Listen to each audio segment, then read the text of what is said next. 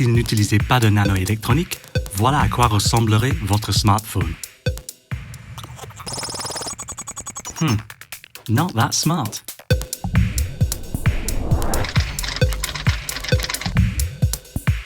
Avant, il y avait l'électronique, puis la microélectronique, puis la nanoélectronique. La nanoélectronique, eh bien c'est ça, le tout petit.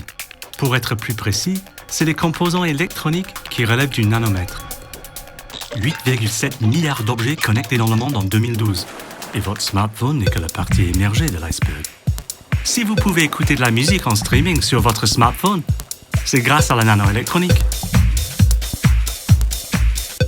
Si vous pouvez utiliser la réalité augmentée, c'est grâce à la nanoélectronique.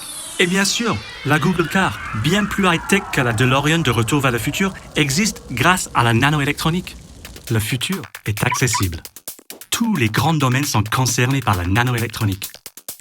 La santé, la vie, l'habitat, les transports, les villes, l'industrie, notre planète, l'énergie.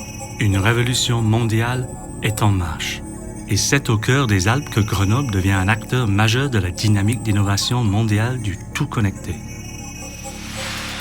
Car à Grenoble, il n'y a pas que la Chartreuse, les noix et le ski. Il y a Grenoble École de Management, Grenoble IMP et 15 autres partenaires, entreprises et laboratoires de recherche qui fondent l'IRT Nanoélec.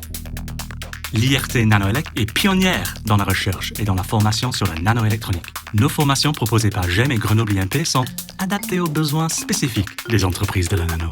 C'est à cela que l'on reconnaît les solutions IRT Nanoélec. Et c'est ainsi que dans le magazine Forbes en 2013, on retrouve tout le gratin dauphinois de la recherche.